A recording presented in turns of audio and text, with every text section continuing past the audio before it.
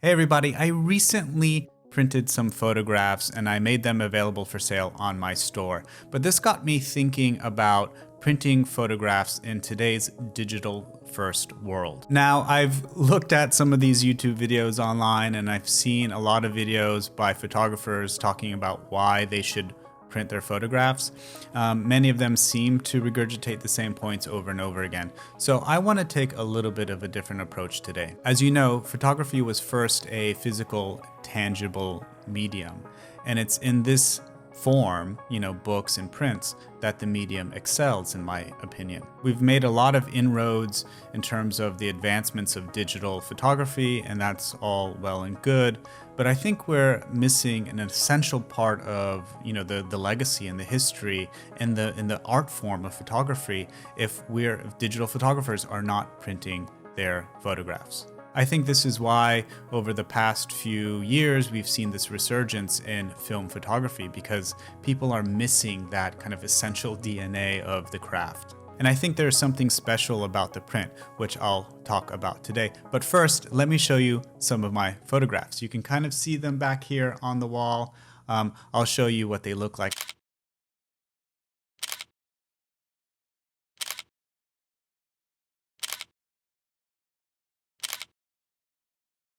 I think they look great. I printed them out.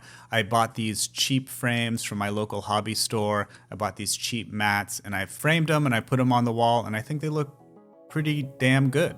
These look a lot better on the wall than they do on the screen, which brings me to the first point I want to talk about today.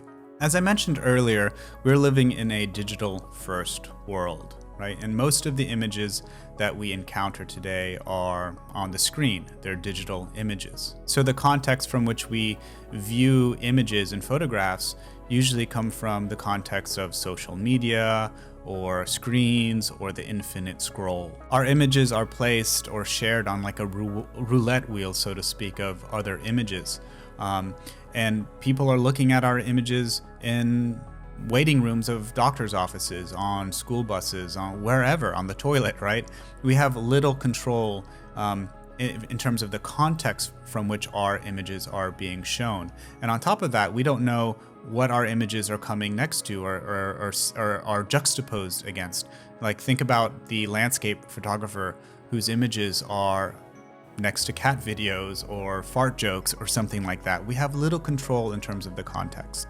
Our photographs are packaged within the context of social media, right? They're packaged as content. They're packaged as distractions. They're packaged as cheap and freely available. They're packaged as noise. They're packaged as distraction.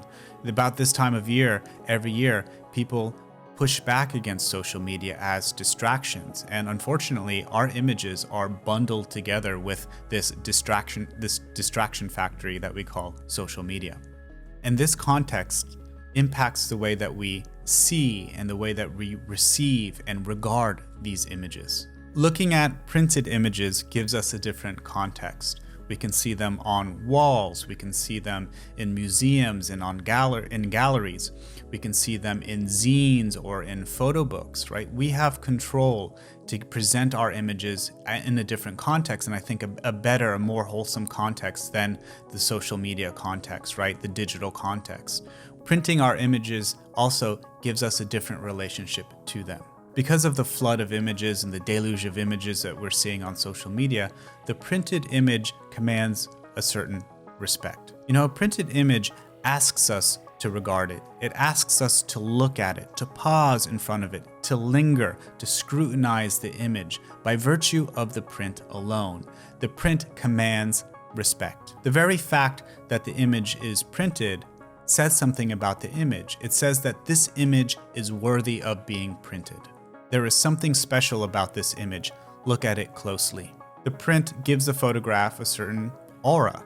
The philosopher Walter Benjamin spoke about traditional works of art as having auras, right? This certain kind of soul about them that the printed images don't have. But I wonder if Benjamin was alive today, he would say the same thing about printed photography versus digital photography. In this way, I think the printed image does have a certain aura, a certain quality, a certain value associated with it.